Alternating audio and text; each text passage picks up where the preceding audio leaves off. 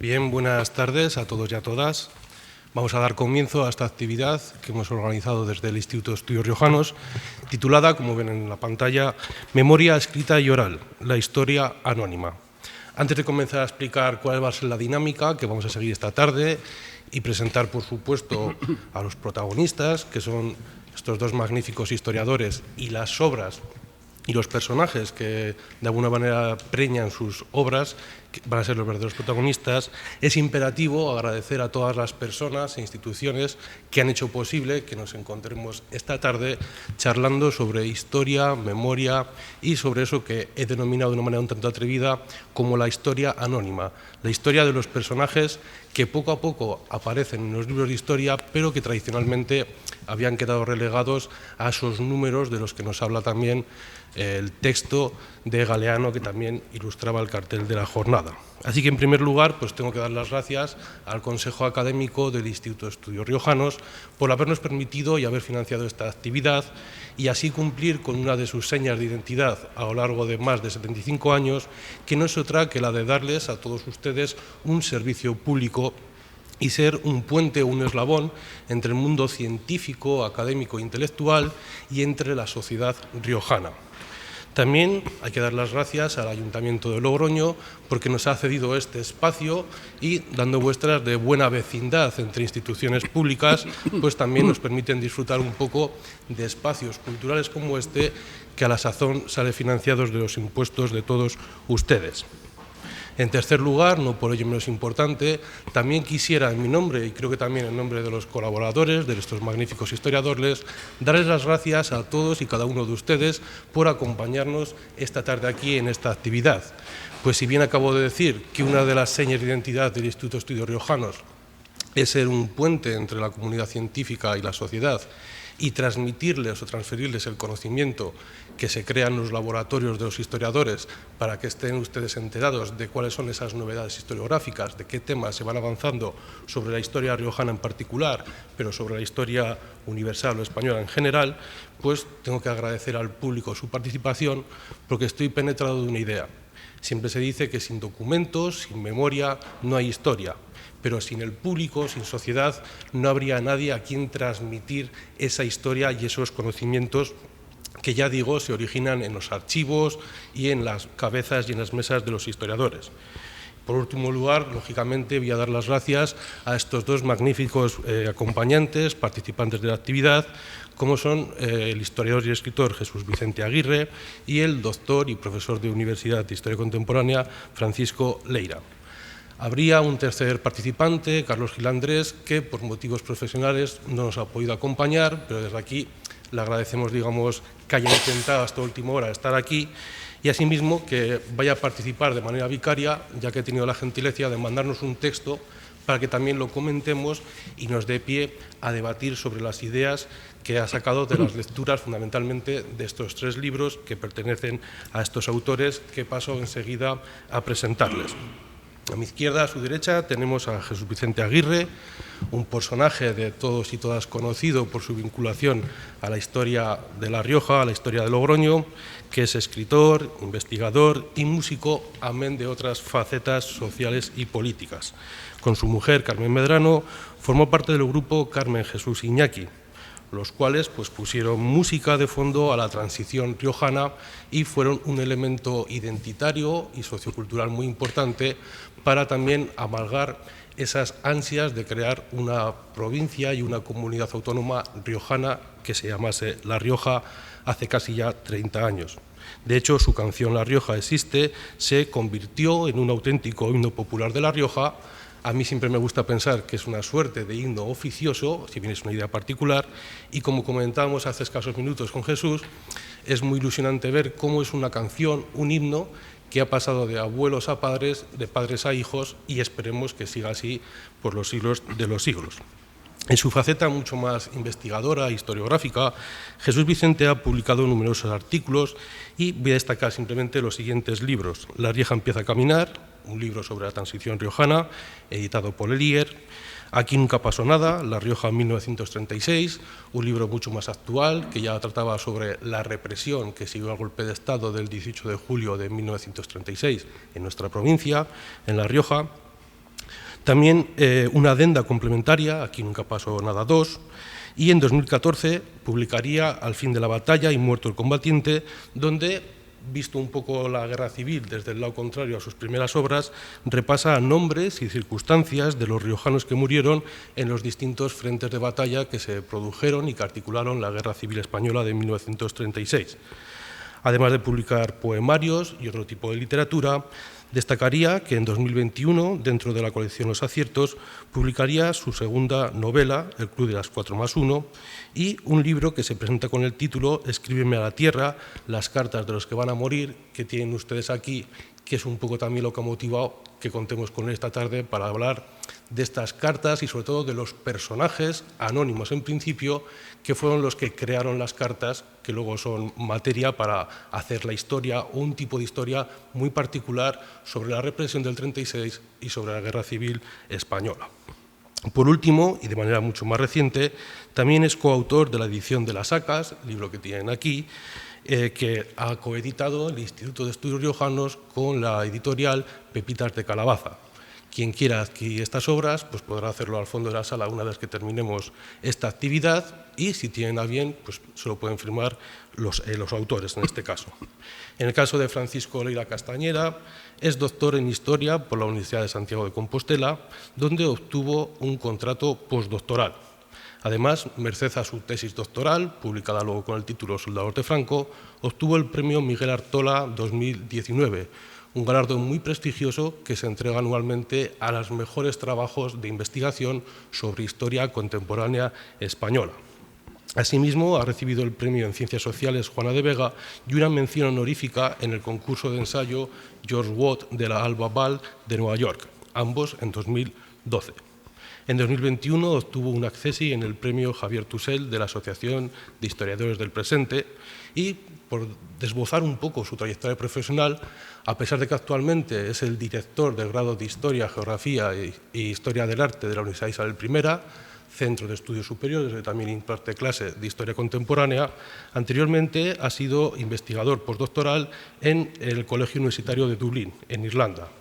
Pasando un poco a esbozar las principales obras, que son el motivo que nos ha hecho llamarlo para contar con nosotros en esta actividad, es autor del libro Soldador de Franco, Reclutamiento forzoso, experiencia de guerra y desmovilización militar, el cual, según me ha dicho, va a ser traducido a diferentes lenguas como el gallego y también al inglés.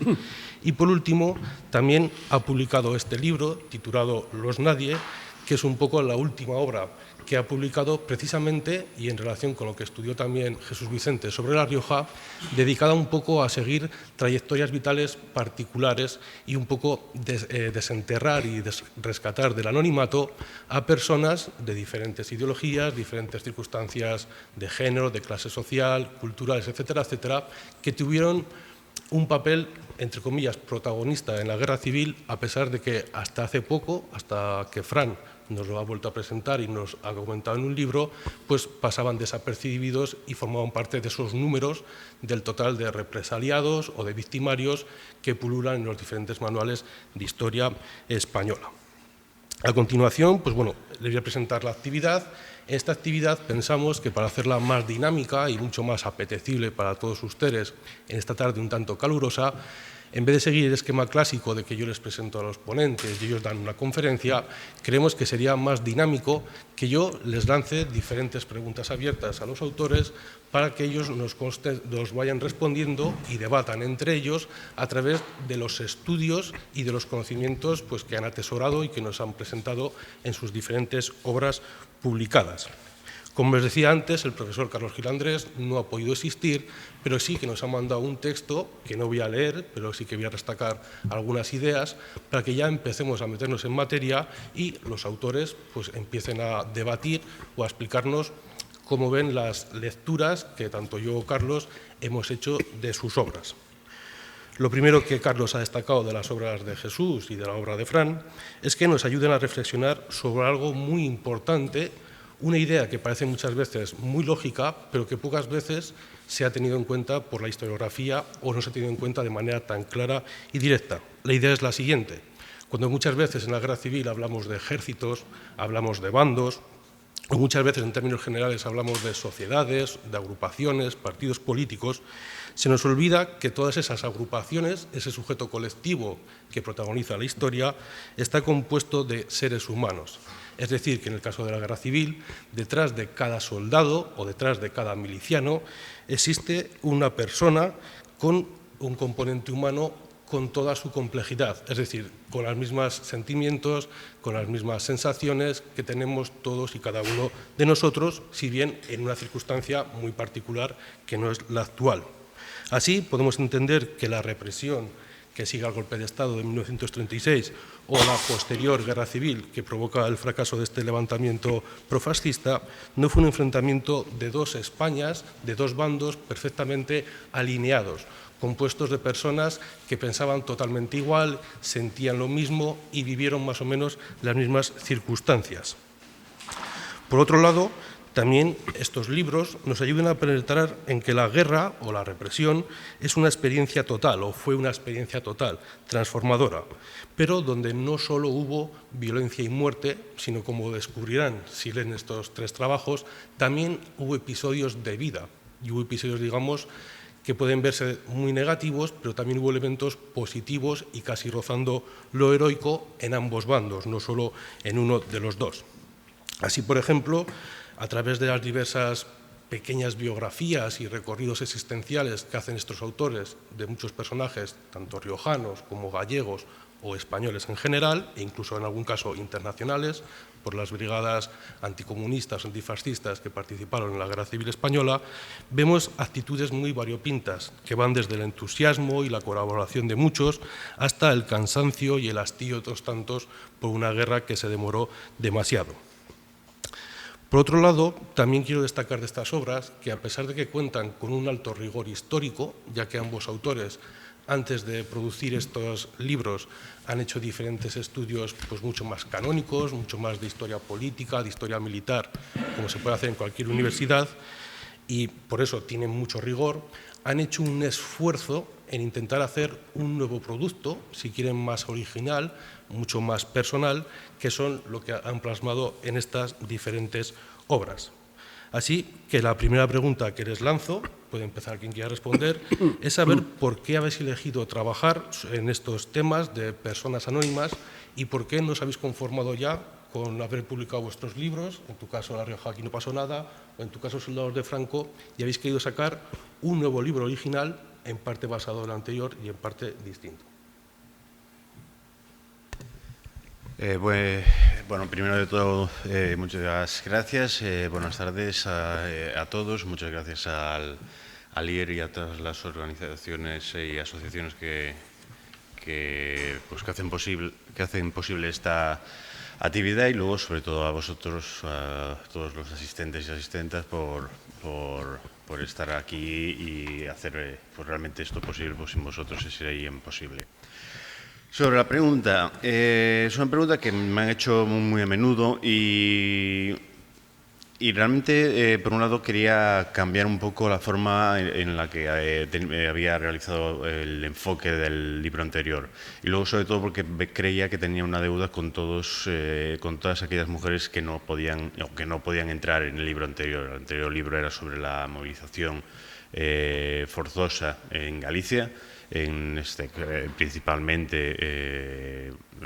de la movilización, en este caso, de los golpistas, y por lo tanto todas aquellas historias de mujeres, todas aquellas historias de los mitos, de la represión, que estaban presentes en el libro, pero que no podían tener casi ese protagonismo que sí que tenían que tener pues, otros protagonistas del libro, como podían ser en este caso los soldados de recluta forzosa, pues entonces les tuve que dar unas líneas.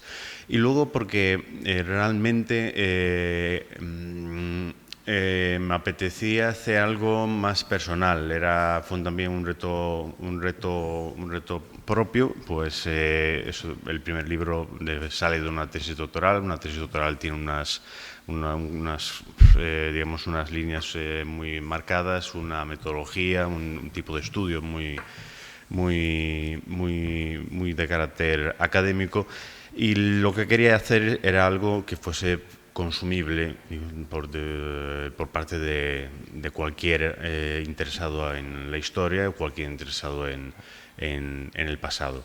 Entonces decidí darle este toque, digamos, que tiene, son, si no me equivoco, 10 capítulos, cada uno dedicado a una persona concreta, aunque esa persona concreta sea la protagonista de ese pequeño, digamos, relato, hay muchas más personas detrás y esa persona pues me sirve pues para representar a muchos otros nadies, utilizando el título, que a su vez lo recojo del poema de Eduardo Galeano, Los nadies, que, como dicen, pues simplemente tienen a veces unas letras en la crónica local y no los libros de historia. Y luego, por decirlo de alguna forma, el primer capítulo del libro no está en él, y fue algo que encontré en un archivo, en el Archivo Militar de Ferrol, y que fue lo que me llevó de alguna manera a querer estudiar a estas personas que, digamos, pues a veces no tienen nombre o son gente corriente, que son gente que no tiene esa presencia.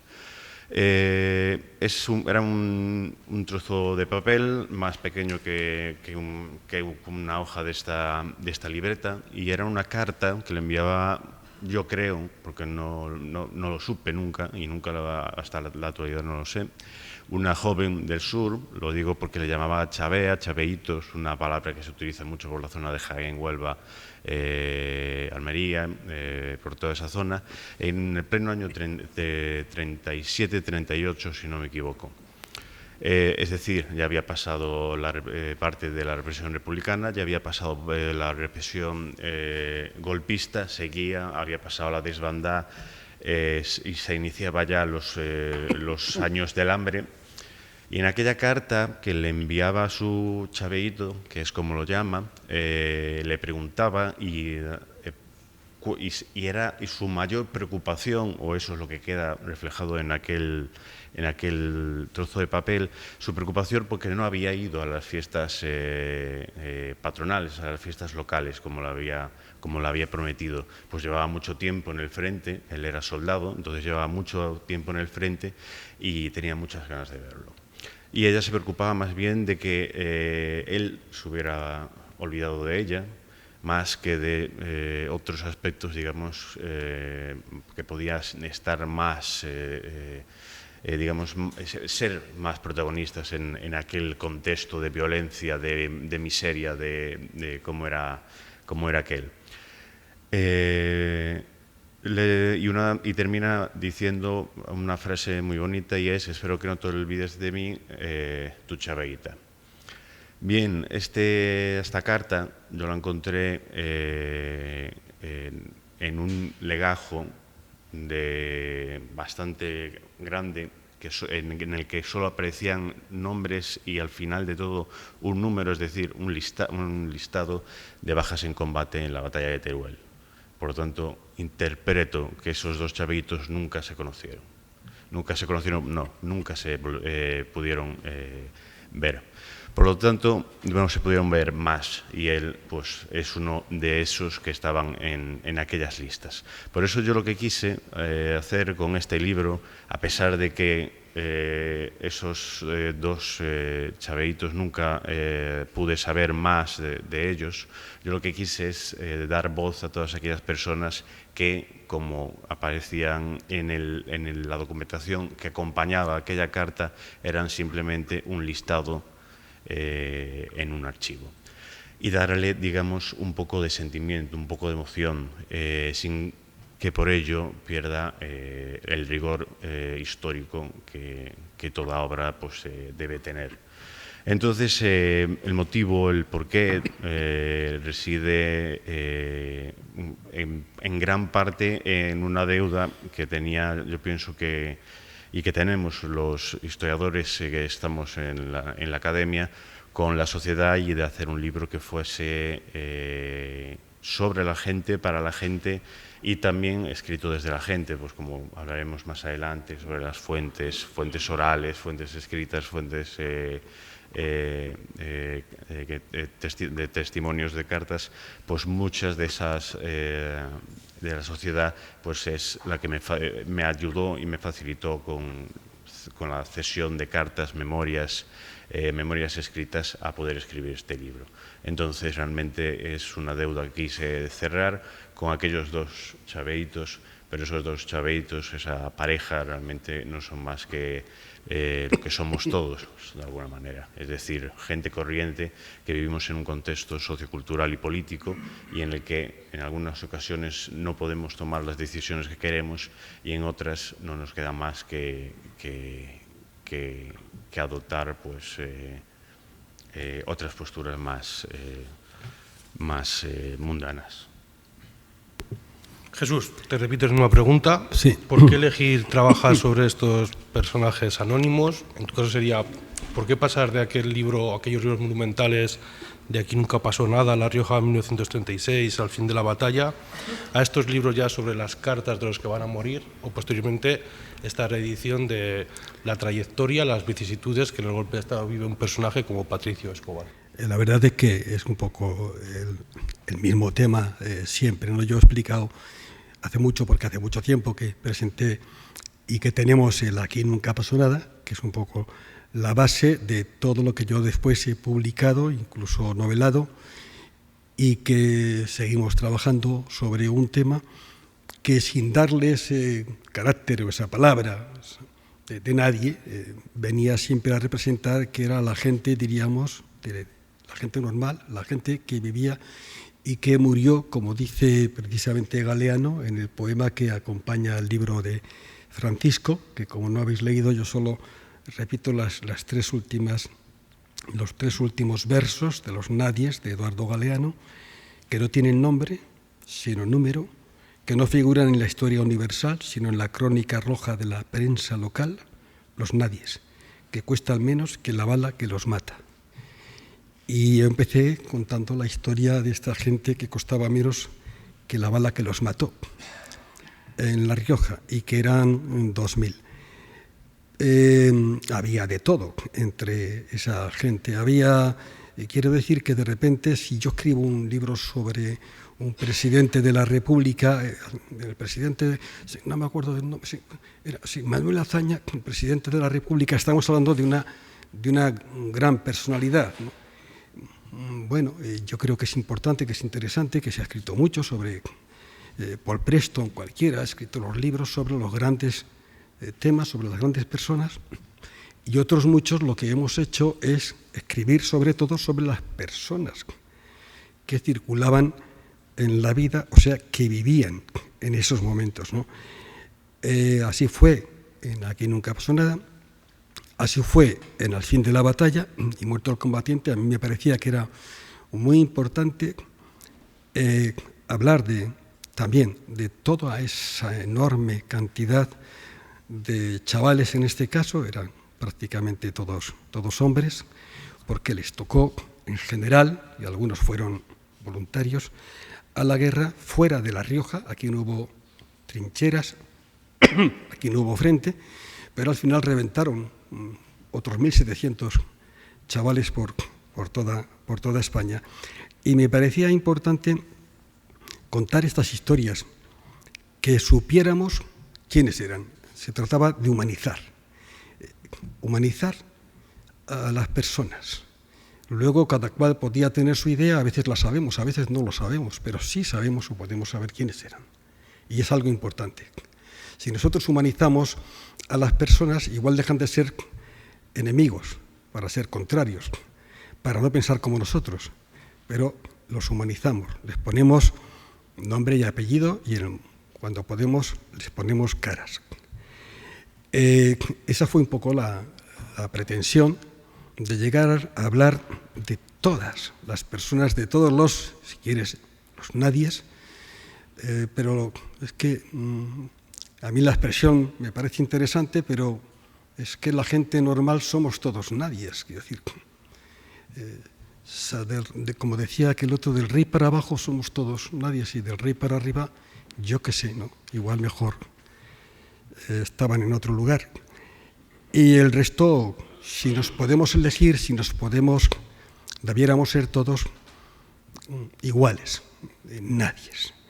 Finalmente, de ese libro, de Aquí nunca pasó nada sobre todo, sí que habíamos visto algo que era realmente importante, y era esas cartas que habíamos trabajado, esas cartas en las que algunos de los que luego iban a morir, a veces sabiéndolo y a veces no, escribían a sus familias esas cartas tremendas desde la cárcel, y era un tema importante. Ahí sí que humanizábamos finalmente a las personas que habíamos ido conociendo en los libros anteriores. Fijaros un poco, yo no sé, perdóname Francisco que haga un poco de tu libro, pero es que tengo dos temas fundamentales aquí, porque hay este hombre que es fusilado, militar republicano, que dice en su despedida a la familia que cuando sea oportuno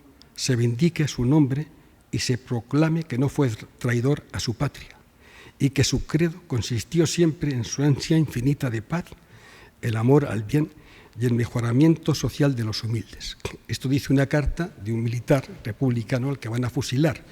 Y aquí, en Escríbeme la Tierra, tenemos cantidad de cartas donde los protagonistas están expresando su amor a la familia, su esperanza cuando no saben que van a morir en el futuro, puesto que ellos van a salir y van a poder ayudar, y cuando saben que van a morir, están deseando que las familias puedan seguir adelante, pero que no se les olvide.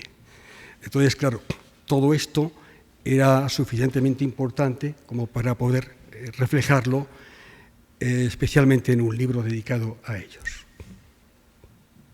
Ya van saliendo suficientes temas como, pues, bueno, para meternos más en harina. Me llama mucho la atención que, aparte de, claro, utilizar ese concepto de los nadie, que se ha definido por el texto de Galeano.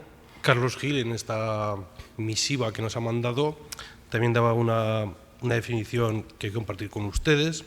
Él define a los nadie sobre los que nunca han tenido la voz, los que siempre han quedado al margen de la historia, sobre todo para recuperar esa faceta humana, o humanizar, como bien habéis dicho, aquellas personas que apenas hasta la fecha pues habían sido números o parte de un colectivo, pero quedaban muy desindividualizados, como muy evaporados en esa masa. Así que, entendiendo que vuestros estudios contribuyen a humanizar más el relato histórico general y este pasado traumático español del siglo XX, quisiera saber cómo habéis hecho, o a mi interpretación lo habéis hecho muy bien, para no caer ni en esa heroización, presentaros, digamos, como ejemplos a seguir, pero al mismo tiempo, sobre todo en el caso de las víctimas, donde yo creo que cualquier persona con un mínimo de sentido común y que cree en los derechos humanos, pues tiene más fácil identificarse con una víctima que con un verdugo.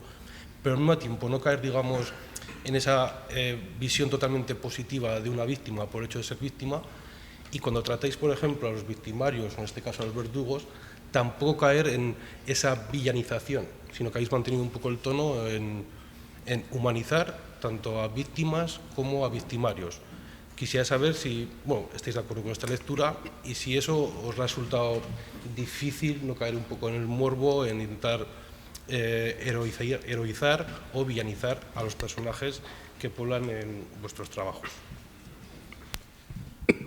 Bueno, gracias por la pregunta. Es una pregunta complicada. Yo tengo una virtud, y es que para una virtud en este sentido, quiero decir, para ver cómo fue el pasado.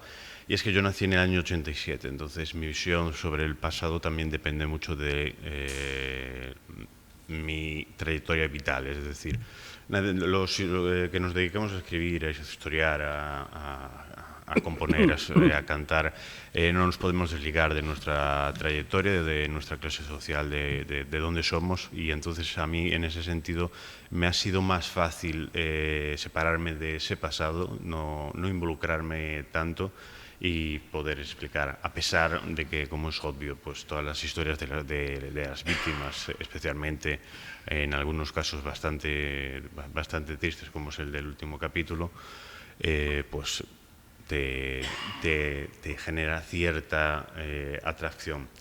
Entonces, yo quise en todo momento humanizar, pero no caer en la equidistancia, y quise tratar a todas estas personas en su contexto. Es decir, yo tengo muy claro de que lo que no podía hacer era juzgar ni meterme dentro de la narración y ser una parte más de lo que estaba escribiendo. ¿Por qué? Porque la gente que vivió el año 1936 no es el 2022. La gente de 1936 no tenía las mismas preocupaciones sociopolíticas, económicas, personales que puedo tener yo en la actualidad. Por lo tanto, tratar de separarme de ese universo, tratar primero de comprenderlo y después de explicarlo, pues es lo que quise realizar a la hora de escribir el libro. Luego hay otra parte que para mí es muy importante, y es que yo no tengo problema en hablar ni de víctimas ni de victimarios, porque creo que ninguno de los que estamos aquí somos no,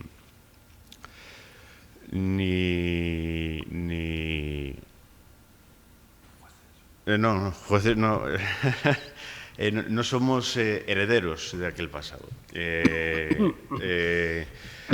Y al no ser herederos de aquel pasado, pues entonces me es fácil hablar. Con esto lo que quiero decir es que si mi familia, por ejemplo, o en mi familia hubiese un victimario, un falangista que hubiese matado a personas y arrojadas en cunetas, es la historia de aquella persona, no es mi historia, no me representa a mí, no forma parte de mi identidad personal ni de mi trayectoria. Del mismo modo que la historia de las víctimas no es mi historia, es la historia de aquellas personas. Entonces, dentro de ese relato más colectivo que tenemos que realizar, pues yo lo que quise es introducir a los dos. Y introducirlos a los dos de una manera, en ocasiones fría, en ocasiones algo cálida, pero siempre tratando de mantener cierto espacio temporal, que no digamos una equidistancia con ello. Y es decir, que son dos cosas distintas. Y poco más, la verdad. Es un trabajo difícil, no sé si lo he llegado a conseguir, pero realmente fue lo que más me atrajo a la hora de intentar realizar este trabajo, como narrar la historia de ciertas personas que tienen todos claros oscuros, que es también lo bonito. Pues muchas veces caemos en que una víctima tiene una historia detrás positiva, ¿no? A veces, hablando de ese militar republicano que escribía esas bonitas palabras antes de que lo fusilaran, pues participó en el 1917 como represor en las huelgas de aquel mismo año. Pues como sabéis, todos a causa del sistema imperante, pues si se establecía el estado de alerta, era el ejército quien tenía que entrar a sofocar las huelgas. Por lo tanto, esa persona tiene ese claroscuro, y ese claroscuro está en todos nosotros. A lo mejor ese otro soldado que participó de manera, digamos, heroica, según la propaganda franquista, en el castillo de Olite y murió, pues tiene detrás una historia que es mucho más compleja de lo que puede aparentar. Por lo tanto, trazar también las vidas de todos ellos permite sacar esos tonos grises tan importantes a la hora de relatar algunas historias, y sobre todo de deshollywoodicensear, es decir, sacar del mundo de Hollywood, es decir, para que de esos personajes tan estereotipados que parece que son todos buenísimos o son todos malísimos, y ver cómo dentro de cada uno de ellos pues se establece ciertas luchas difíciles a veces de entender, como pueden ser el caso pues, de ese militar que participó como represor y luego fue represaliado. Muchas gracias, Fran. En tu caso, Jesús, pues un poco la misma pregunta. ¿Cómo humanizar, como tú haces en sus obras, a víctimas y a victimarios de la represión de 1936, de la Guerra Civil, y al mismo tiempo intentar no caer en esa visión totalmente edulcorada, casi podríamos decir una suerte de leyenda rosa, en el caso de las víctimas, y en el caso de los victimarios o verdugos, no caer también en una demonización y una visión estéticamente negativa? Mientras escuchaba a Fran, atento a sus palabras, y repasando un poco tu bibliografía, casi, por ejemplo, ese matiz o ese, digamos, punto medio entre los extremos, que sí que está presente tanto en las sacas como Escribir a la Tierra, me venía, por ejemplo, a la cabeza, y no voy a destripar la novela, pero sobre todo algún personaje fundamental de lo que pasó de la novela. Creo que ahí sí que aciertas a presentar a una persona, a humanizarlo, en este caso un personaje, pero que estoy seguro que detrás de ese personaje de ficción has conocido como a personajes de carne y hueso que te han llevado a escribirlo. ¿Cómo hacerlo? Claro. Fíjate, a mí esto de los claroscuros me suena un poco a eso de los buenos y malos, ¿no?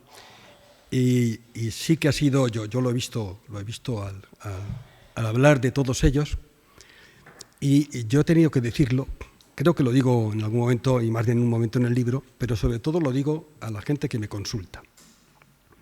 Ayer, por ejemplo, por cierto, estábamos hablando sobre temas de la guerra civil, de la represión en La Rioja, y estábamos en una escuelita de Ribafrecha, donde los chavales saben que hay una calle que se llama Don Florencio Florentino, o no recuerdo, Hurtado, que es el cura de Ribafrecha que consiguió que no se matara a nadie en ese pueblo, por ejemplo.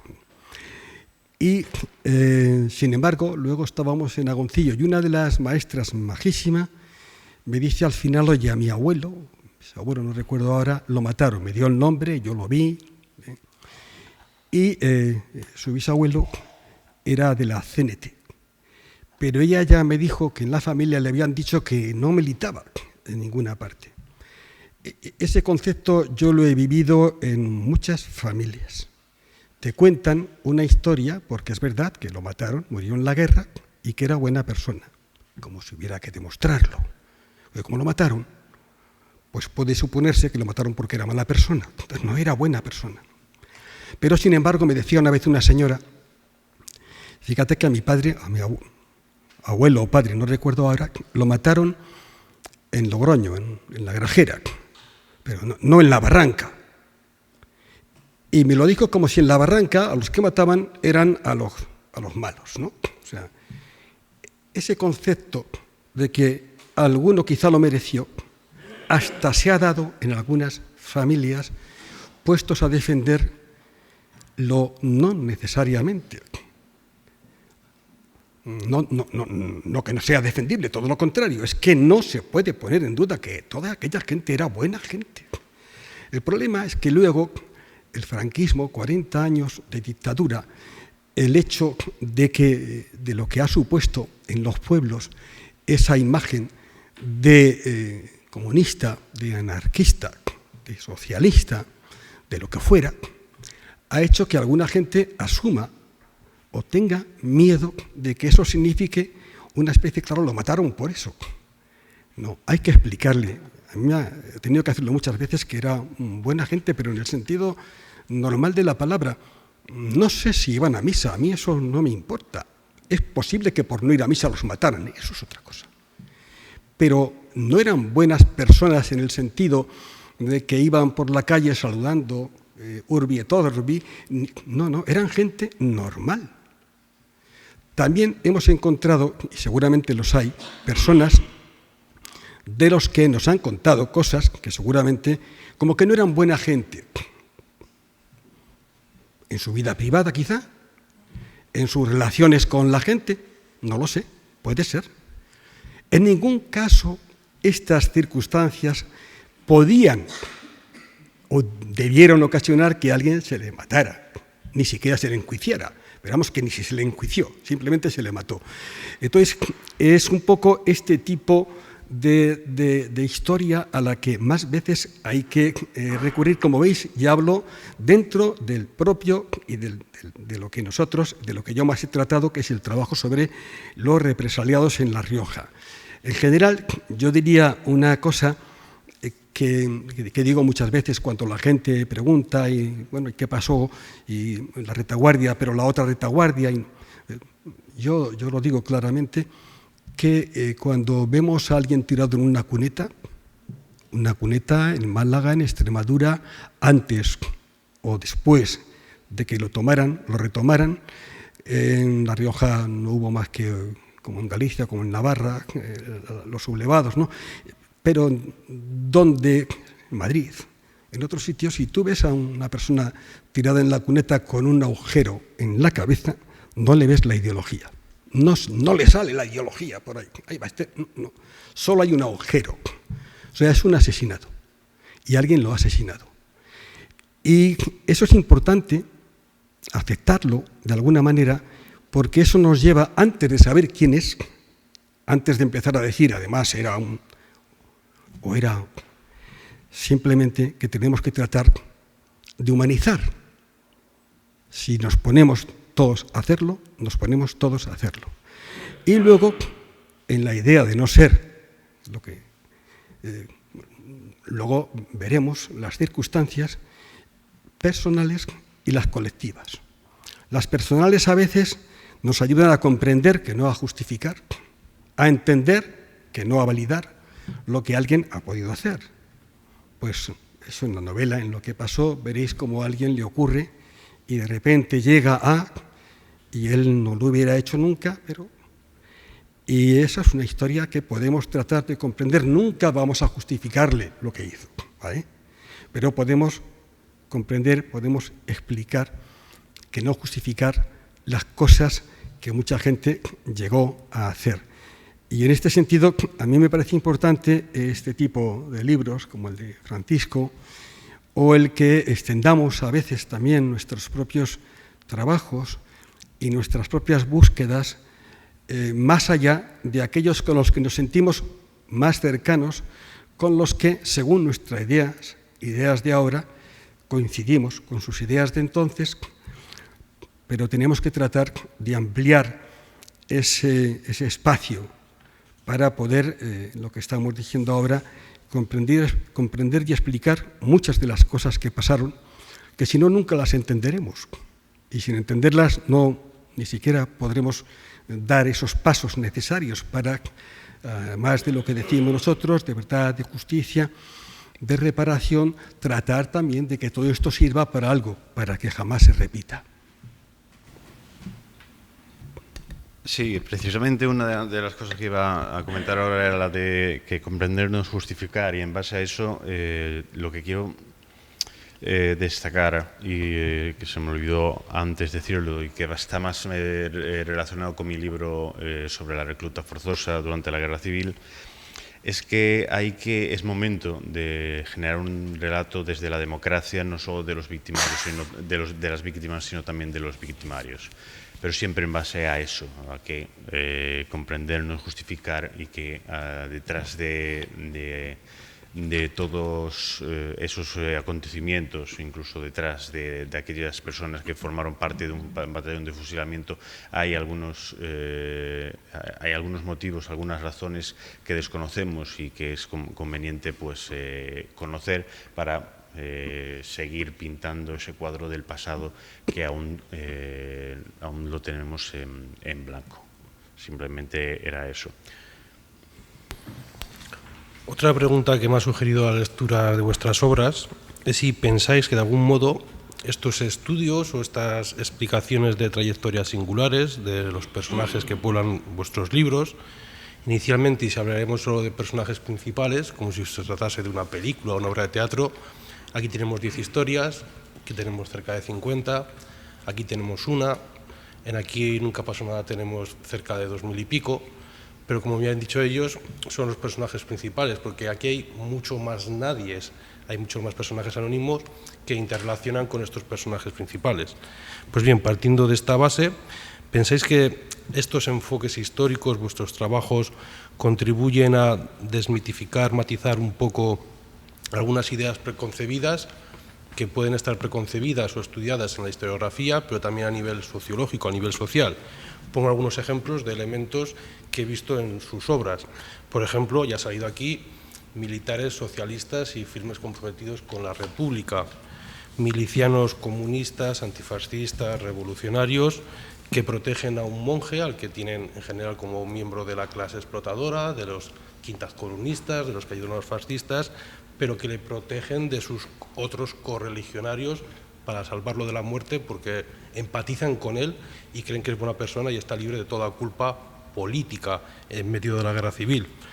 También, por ejemplo, encontramos algunos eclesiásticos que, aunque en su fuero interno no están de acuerdo con las leyes de la República, sobre todo en materia religiosa, en cambio, una vez que se inicia la esquizofrenia del golpe de Estado y la guerra civil, son opuestos a la represión fascista o parafascista porque creen que tienen que proteger pues, al rebaño o a la grey, que en teoría pues, Dios o más bien el Papa y los obispos han puesto a su cargo.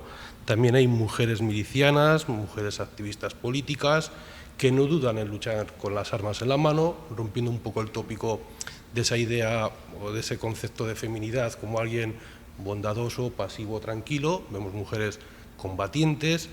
Y al mismo caso, ya volviendo un poco más a la época de la transición, tenemos el caso del Cementerio Civil de la Barranca, de las mujeres de negro, que fueron el principal colectivo, esas víctimas, pero que fueron, digamos, las que mantuvieron viva durante años la memoria de sus familiares y que inmediatamente, en cuanto se pudo después de la dictadura, comenzaron a reivindicar esa memoria histórica y ese inicio de recuperación de los nadies, aunque para ellas fueran sus familiares.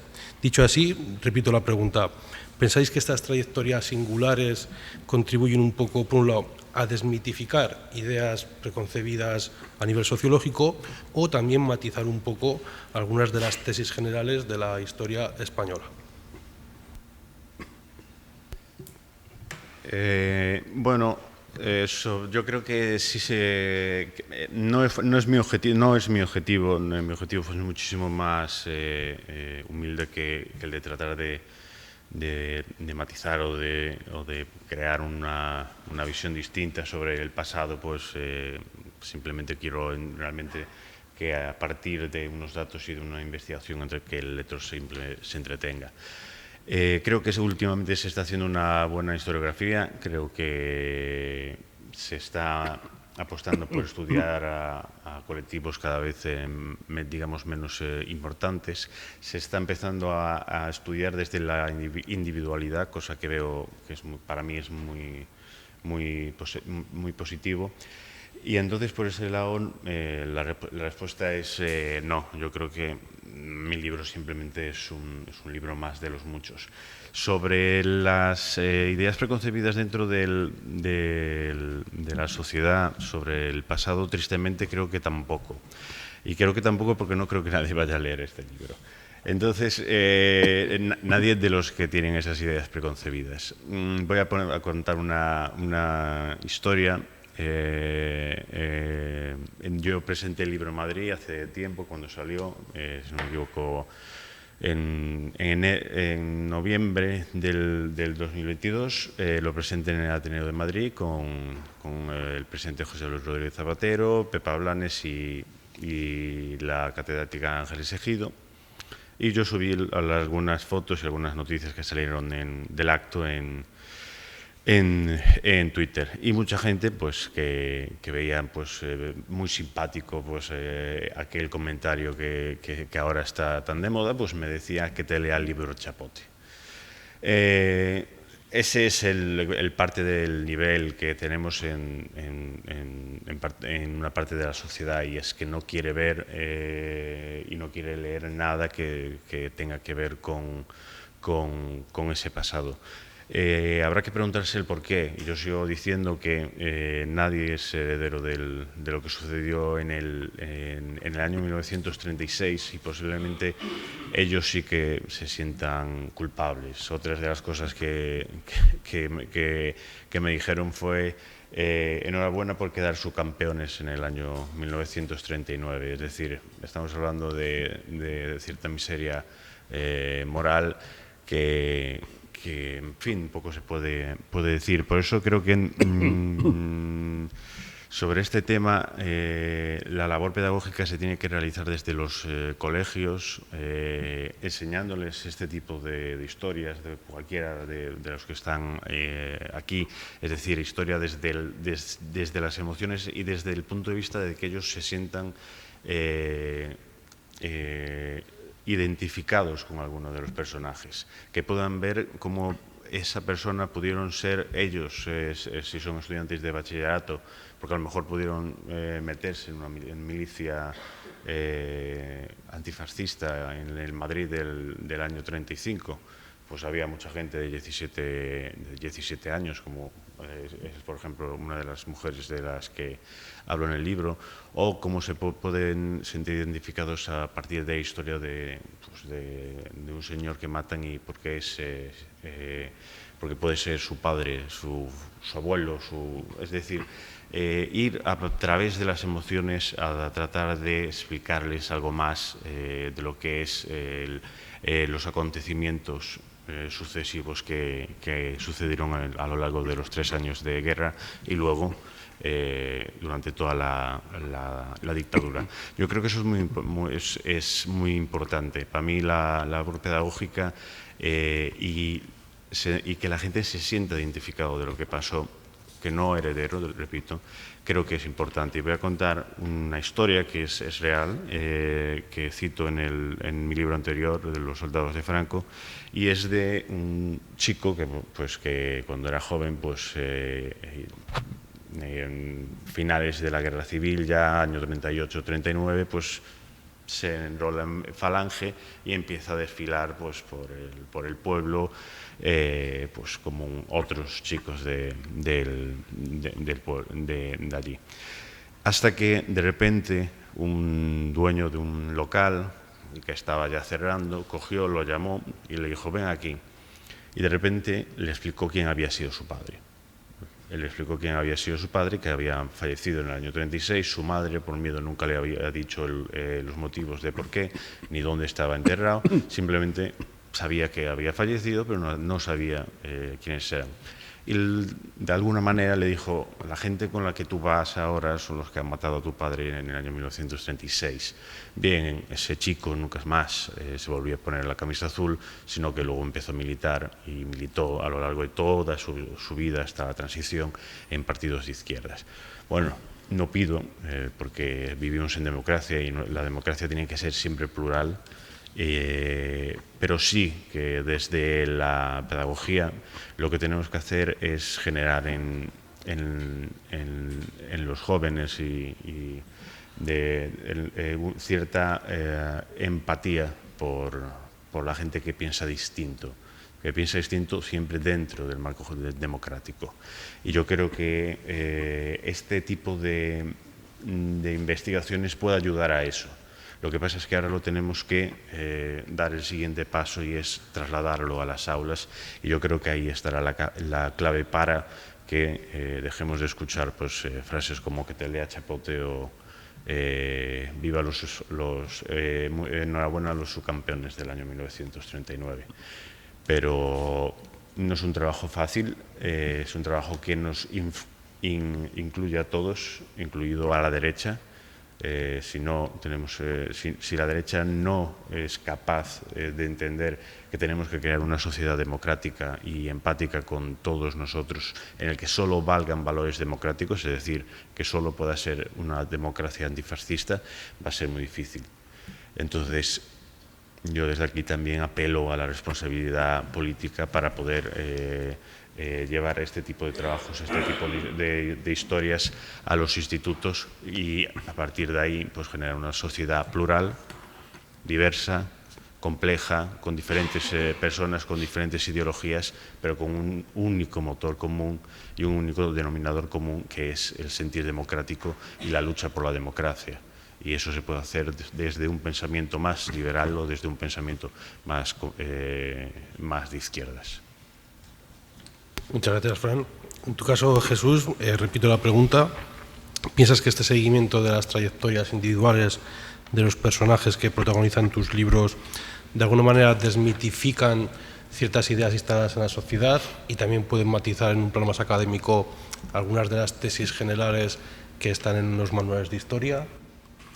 Yo me quedaría más con la idea que decía Francisco inicialmente, de empezar por el principio, y el único principio por el que podemos empezar es por la educación.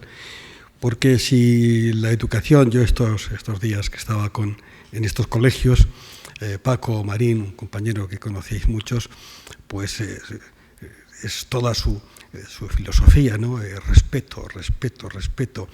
Tenéis que, cuando decía un chiquito, decía, sí, porque aquello fue, ¿qué fue una dictadura? Le preguntamos, porque ¿qué es una dictadura? Una dictadura es cuando alguien impone lo que piensan los demás. Y toda la idea es decir, bueno, no lo consintáis, ni siquiera en clase. O sea, si alguien tiene una idea, pues es su idea, los demás tenéis la vuestra. Y creo que de alguna manera ese sería el comportamiento para que la gente pueda llegar realmente a vivir una sociedad democrática donde exista ese respeto hacia las ideas que permita trabajar en común, cosa que, como sabemos todos ahora, no es tan sencillo o tan fácil. De todas maneras, sí que creo que el trabajo que vamos haciendo nosotros puede llegar a la gente. Yo no sé si va a cambiar las reglas de la historiografía y yo tampoco iría por ahí, ¿sabes? No me preocupa esa sensación. Creo que la historiografía va evolucionando siempre, va acomodándose a lo que hay, pero que siempre hay quien se salta lo que son las reglas y todo vale, ¿no? En el sentido de que podamos trabajar sobre cualquier aspecto y nosotros estamos trabajando sobre estos aspectos que desde luego sí que nos llegan y llegan a la gente. Yo el otro día hablaron por teléfono, publicó algún medio de comunicación algo que tenía que ver con los riojanos que habían sido enterrados en Cuelgamuros, unos 20. Hay unos 20. De los 20 solo hay uno, que es un soldado republicano, al que han fusilado, está enterrado en Vitoria y lo van a llevar a enterrar. El resto son soldados del ejército franquista. Estamos acostumbrados, cuando decimos son del ejército franquista, a pensar que son franquistas. Yo qué sé. En los que sabemos, cuando yo hablo de 1.600, 1.700 riojanos que están en el ejército franquista, hemos podido llegar, hablo de memoria, si hay unos 300 voluntarios entre falangistas y carlistas. No sabemos muy bien el número de voluntarios que fueron para evitar que les pasara algo peor, esto es evidente, pero sí podemos cifrar en un 60%, al menos, seguramente más, 70%, los que van porque les toca. Así que cuando muchas de las veces hablamos en esas placas que hemos tratado de quitar, pero las quitamos sobre todo no porque aparezca el nombre de 3 chicos del pueblo, pobrecitos, si los reventaron y no tenían, ni sabían a dónde iban muchos de ellos ni por qué. No, lo que queremos quitar es que la España, que todos, José Antonio presente, o sea, lo que nosotros no podemos aceptar desde un punto de vista democrático es que unas enseñas fascistas estén todavía en las iglesias, eso está claro. Pero es curioso, nadie se ha puesto en contacto. Yo recibo llamadas todas las semanas de gente para saber. Tengo la suerte de que generalmente yo no he recibido insultos, no recuerdo, de nadie por tratar estos temas, nunca. Una señora una vez que porque había hablado del que era todavía, era muy mayor, pero era su marido, que quien me había dado permiso, la mujer se había ido a otro sitio, se había casado, vivía otra vida, y yo se los traté de explicar, ya no me contestó nunca, ¿no? Pero nunca me han dicho nada. Pero es curioso, toda la gente, las 2.000 personas que murieron, muchas de ellas primero me contaron, más de 600 más, pero luego otras 200, 300, 400, yo qué sé, me han llamado, hemos hablado, me han contado cosas, me han dicho historias, quieren saber, buscamos, estamos, porque lo quieren sentir, lo quieren tener cerca, porque se lo quitaron, porque lo mataron. Y sin embargo, aquí nunca pasó nada, se ha leído, por lo menos se ha vendido en 8.500 unidades, que aquí para La Rioja creo que es un número absolutamente enorme, ¿no? Al fin de la batalla, para mí fue un trabajo, yo soy también humano, y entonces lo que yo pude sentir y lo que pude sufrir con Aquí nunca pasó nada, igual no fue lo que pasó con este otro libro, pero yo lo hice lo mejor que pude y supe. Y no se habrán vendido 500 ejemplares, de otros 2.000. Y nadie me ha llamado, nunca, para decirme qué fue. Es una sensación que ocurre, por eso a veces es bueno escribir los libros y luego te das cuenta de algunas historias. La gente asume que el que murió en la guerra porque le tocó. Y tenía un fusil y disparaba y lo mataron. Y ya está. Y ya está. Y es una cosa que a mí me ha llamado mucho la atención hasta que me di cuenta de que era así, de que no.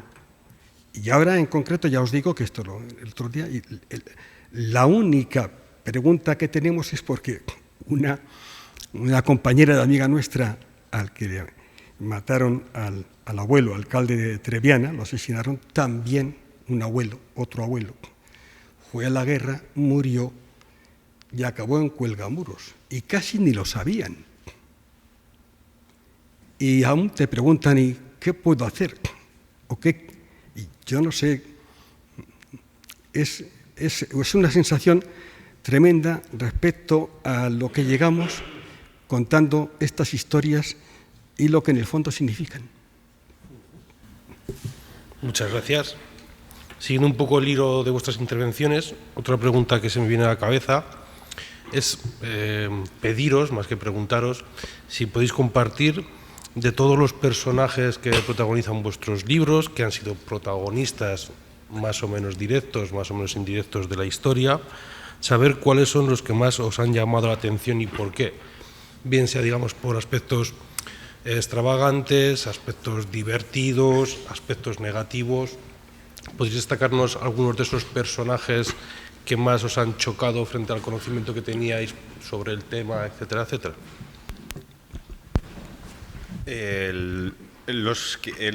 Voy a hablar de mi último libro, pero más que del anterior, porque del anterior hay muchos personajes pues, que realmente pues, me llamaron mucho la atención. Pienso, por ejemplo, una historia que es bastante conocida en Galicia, que es la del Boeva, y es la de 5 personas que trataron de huir de su pueblo porque estaban perseguidos por Falange. Se metieron en un barco que se llamaba Eva, de ahí la historia del Boeva. Y primero, pues por culpa del chivotazo de una persona, pues fueron los falangistas, les echaron agua fría, agua hirviendo para que pudieran salir, para que salieran de la bodega del barco. Y finalmente, cuando parecía que todo tal, entraron y se encontraron que estaban todos muertos, se habían suicidado. Esa es una historia que realmente me marcó, y como esas hay muchas más. Pues la de uno que estaba en Favero, en León, que vengo además de allí de presentar el libro. Favero es una zona de cuenca minera en el que los anarquistas tuvieron mucha fuerza, y cuando empezó la guerra se formó un comité para luchar contra el golpe de Estado, y él no quiso participar. Él no quería saber nada de eso, y como era natural de Lugo, se anduvo desde Favero, cerca de León, hasta Lugo, que es es un trecho, andando, y cuando llegó a Lugo lo llamaron para que hiciese el servicio militar obligatorio, es decir, para que fuese a la guerra de manera forzosa por parte de los golpistas, y también se negó y se fue al monte, es decir, es una persona que por 2 veces se negó a utilizar la violencia. Entonces me parece una historia fascinante.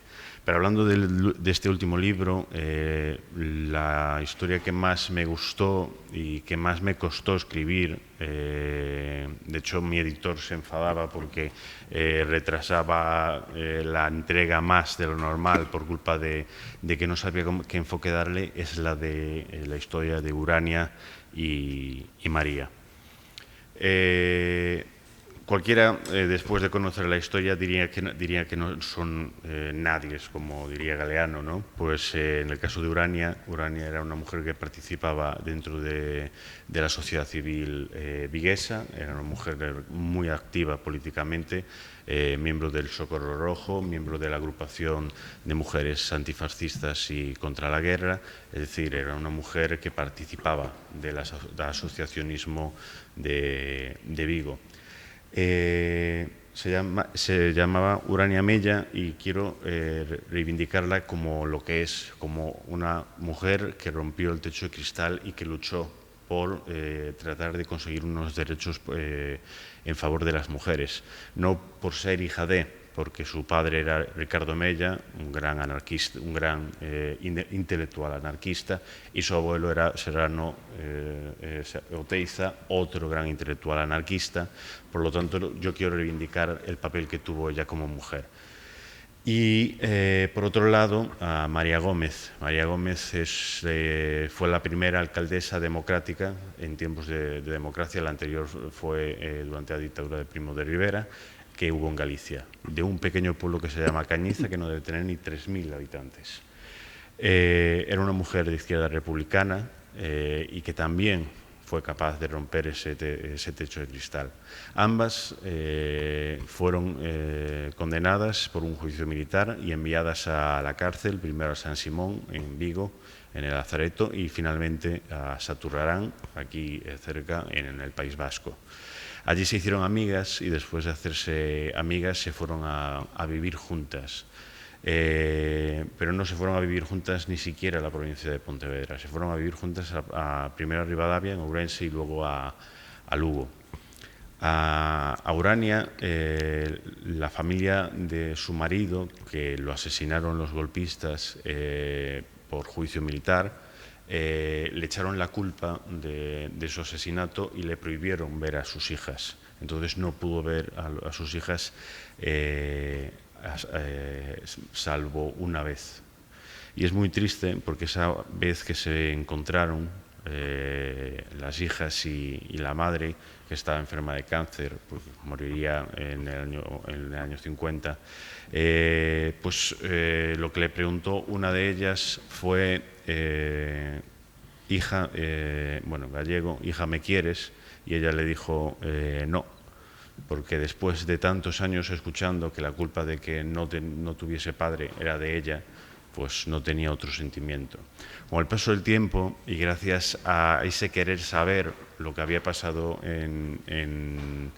le había pasado a su padre y a su madre, se dio cuenta de quién había sido Urania Mella, que había sido una mujer que había digamos, roto moldes, que había luchado por otras mujeres y que no era la culpable, obviamente, del asesinato de su padre, sino el culpable del asesinato de su padre fueron aquellos que dieron el golpe de Estado y que lo cogieron y le prepararon un juicio militar. Curiosamente, esa niña que a su madre le dijo no te quiero, terminó, después de conocer la historia, de ahí la importancia de la pedagogía, terminó durante los últimos años de la dictadura participando en las mismas organizaciones en las que participó su madre. En este caso, la Asociación de Mujeres contra la Guerra y el Fascismo había desaparecido y se convirtió en la Asociación de Mujeres Antifascistas, pero es la misma, y luego en otra que es la Asociación de Dones contra el Fascismo, porque ella se fue a vivir a a Cataluña. Entonces, de ahí, esa historia me parece muy bonita porque demuestra, por un lado, la importancia que tiene el conocer nuestro pasado y también cómo todos también estamos metidos en esa vorágine en la que muchas veces es difícil distinguir ciertas verdades de ciertas mentiras, porque yo no soy capaz tampoco de juzgar a la familia de su marido, porque sus hermanas perdieron, también son víctimas, perdieron a su hermano, pero le echaron la culpa a la mujer. Entonces realmente era una historia que tenía muchos matices y realmente me gustó mucho. Y luego la solidaridad que tuvo María Gómez, la primera alcaldesa gallega, después de trabar amistad en la cárcel, pues de que vivieran juntas hasta el fallecimiento de esta. Para terminar, y aquí abro también pues quizá otro tema para el debate, es que María Gómez fue capaz de limpiar su expediente judicial y poder entrar a trabajar como enfermera dentro de un hospital. Cuando llegó la democracia, a la primera alcaldesa primera alcaldesa gallega nombrada democráticamente, el primer reconocimiento que le hicieron no fue por ser la primera alcaldesa votada democráticamente, sino por haber sido una buena enfermera.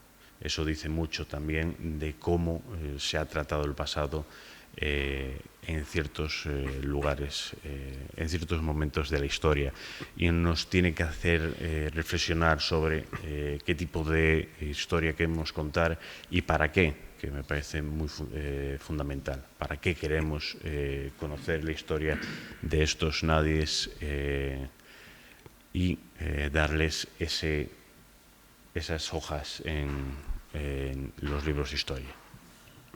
Muchas gracias, Fran. Misma pregunta para ti, Jesús. De todos estos personajes que has ido conociendo, investigando y explicándonos, ¿cuáles son los que más te han llamado la atención y por qué? La verdad que no podría, tendríamos que tener no un día, sino una semana seguida y hablarlos y además comentarlos con muchos de los que estáis aquí, que seguramente también los conocéis, ¿no? Lo sabéis, algunos de ellos, y es increíble lo que yo personalmente he podido ganar sabiendo lo que ahora sé, lo que he ido viendo, gracias a toda la gente que me lo fue contando. Muchos de ellos me han considerado sus hijos, me han considerado un hijo más, quiero decir. En Muro de Aguas, que me está explicando la historia de su padre, y además y te tienes que llevar algo y te tengo que dar algo y al final te da una botella que tiene por allá, yo no sé qué, o sea, este hombre que está contando la historia y está llorando y yo le digo, paro la grabación y no, y ahí sigue la grabación y el hombre sigue llorando y luego te cuenta la historia, ¿no? O te la va contando. Es increíble, repito, las historias que a nivel humano hemos podido conocer. Yo he tratado de explicarlo en un libro difícil, incluso difícil de leer, no es una novela, aquí nunca pasó nada. Y entiendo que la gente a veces pues va a su pueblo, va al pueblo que conoce, va a la gente que conoce y no es fácil circular por todo ese libro. A mí me ha pasado, porque yo estaría dispuesto a estar toda la semana contando, pero simplemente 10 minutos de conversación con alguien contándole lo que entonces estaba trabajando y me dice, vale, ya no puede más, ¿no? Porque le estás contando las historias, las cosas, lo que está ocurriendo. Así que sería difícil elegir gente. Quizá me voy a basar en el libro de las cartas porque ahí me he ceñido a un núcleo menor y además he entrado un poco en el fondo de ellos, ¿no? En ese sentimiento personal de cariño, de lo que te diré, de lo que me estás diciendo, los niños, la vendimia, al final mándame unas camisas. Esta es un poco la realidad de todo, cómo eran, cómo se sienten y cómo sienten a los demás, ¿no? Esa carta, en este caso es del grupo de Badarán, estamos todos bien, dice la carta. Al día siguiente los van a matar en la barranca a los 16. Estamos todos bien. Este hombre que está contando la historia y aparece una carta curiosa de su mujer, no es normal, seguramente nunca le llegó a él, porque la tiene la familia, no la llegaron a mandar porque al día siguiente lo mataron, ¿no? Pero no podré ir a verte porque si voy a verte, ¿cómo me vuelvo? Y con mis hijos y con los hijos. Pero si yo destacaría algo, simplemente por destacarlo, es a los hermanos Pérez Pellejero, de San Adrián, de Calahorra, ¿no? A Emilio y Vicente los van a matar, uno en la barranca y el otro va a ir al cementerio de Logroño. O sea, que uno muere antes de septiembre y el otro muere después del 12 de septiembre. Estos dos se dedican a escribir cartas como pueden, esas cartas preciosas, donde hay muchas faltas de ortografía, ellos creo que no han estudiado mucho, donde casi piden perdón por pedir una peseta, porque no la tienen, su madre, ya me perdonará usted si le pido una peseta, pero es que no tengo para comprar la tarjeta. Hay que tener en cuenta que otras familias pues piden 50 pesetas, que tampoco es mucho, pues para poder comprar algo, si están en San Cristóbal en el Fuerte, o para una peseta. Y sobre todo a Aurelio, que es el hermano mayor, ya lo han matado. Hasta lo han cogido los primeros días en Calahorra y lo han matado. Y Emilio y Vicente preguntan siempre por el Aurelio. El Aurelio, madre, ya me dirá. El Aurelio ya estará trabajando, porque claro, es que no tienen. Y usted vaya donde estaba, sirviendo en una casa, ¿no? Y si tiene que pedir, pídale al amo, dice el chaval, 18 años, pídale al amo que ya arreglaremos luego cuentas. Esa es una relación que a mí me recordaba mucho a la fotografía de Aquí nunca pasó nada, la portada. Esa es una familia de Alfaro, y si recordáis la portada más o menos, la miráis luego si nunca os habéis fijado en que todos, la viuda y los hijos, se están agarrando. Por un lado o por otro, todos se están agarrando. Entonces a mí me parecía que estos tres hermanos, el Aurelio, que ya lo han matado, el Emilio y Vicente, ¿qué me contará del Aurelio? Madre, ya estará con ustedes y ya estará ayudándoles. Es tremendo, esa circunstancia, esa sensación de las personas que además jamás han podido hacer daño a nadie. O sea, es que es. Y entonces en este tráfico de sentimientos que viene a ser al final las cartas que se escriben es tremendo, y creo que es una demostración total de lo que es el ser humano. Muchas gracias. Estaría toda la tarde hablando con estos magníficos interlocutores y historiadores, pero tampoco queremos cansarles demasiado, así que ya vamos a empezar a concluir. Y para concluir, de poner de alguna manera un broche de oro a esta actividad, que espero que haya sido de su agrado, yo desde luego me llevo muy buenas sensaciones y muchos conocimientos, que es también en parte por lo que se organiza este tipo de actividades. Pues quisiera citar algunas palabras de Carlos Gil Andrés, que aunque no esté presente, pues bueno, podrá verlo a través del vídeo, que cortesía del Instituto de Estudios Rojanos será compartido a lo largo de la semana que viene, para que todas aquellas personas que quieran recordar lo que aquí se ha dicho, pues puedan verlo a través de las redes sociales del propio Instituto de Estudios Riojanos. Pues quisiera recopilar un poco cosas que hemos dicho y que están presentes y de alguna manera subyacen en estas obras, que tanto el libro de las Sacas como el libro de Escríbeme a la Tierra, por supuesto el libro de Francisco Oleira, Los Nazis de la Guerra de España, son libros arriesgados al tenor de Carlos Gil Andrés, son libros complejos y verdaderamente personales, porque ahí reside en buena medida el atractivo y la novedad, la originalidad y la frescura que este tipo de literatura académica tiene para la sociedad y para los lectores, sean historiadores o no sean historiadores, independientemente de su condición social y profesional. En el camino, estos dos autores, Fran Leira, también Jesús Vicente Aguirre, van desmitificando el pasado traumático del golpe de Estado y de la guerra civil, al tiempo de que también van perdiendo y ayudan, si se me permite apostillar, al lector a ir perdiendo junto a ellos las certezas o las pocas certezas o ideas preconcebidas que pudieran tener sobre este tema de la guerra civil o de la represión de 1936, en el caso de que se tuvieran. Estos libros nos demuestran que los problemas, las preguntas difíciles y las dudas no son un lastre ni para el investigador, ni mucho menos para el lector, sino todo lo contrario, sino que son la mejor compañía para afrontar el camino tanto del pasado como del presente histórico en el cual vivimos. Citando a Edward Carr, un historiador veterano, decía hace muchos años que el historiador no pertenece al ayer sino al hoy, y me atrevería a sugerir que de todos estos personajes, los nadie, tampoco forman exclusivamente parte del pasado en tanto en cuanto son recuperados en libros como los que hoy estamos presentando y sobre los cuales estamos hablando. Porque en suma los personajes históricos, como los historiadores, forman y formamos parte del desfile en marcha que es la historia y, por supuesto, todos nosotros, como sociedad, pero como individuos, hacemos lo propio. Así que pongo aquí punto y final a esta actividad. Agradezco muchísimo a Fran su gentileza de haber viajado para hablar de su libro y de sus investigaciones. Le doy las gracias a Jesús Vicente por colaborar con el Instituto de Estudios Riojanos para participar en esta actividad y, por supuesto, les doy las gracias a todos ustedes por su amabilidad y por su compañía. Como he dicho al principio, quien esté interesado en adquirir alguna de estas obras podrá hacerlo al fondo de la sala y seguro que los autores pues, estarán encantados de firmárselo si ese es su deseo. Buenas tardes y muchas gracias a todos.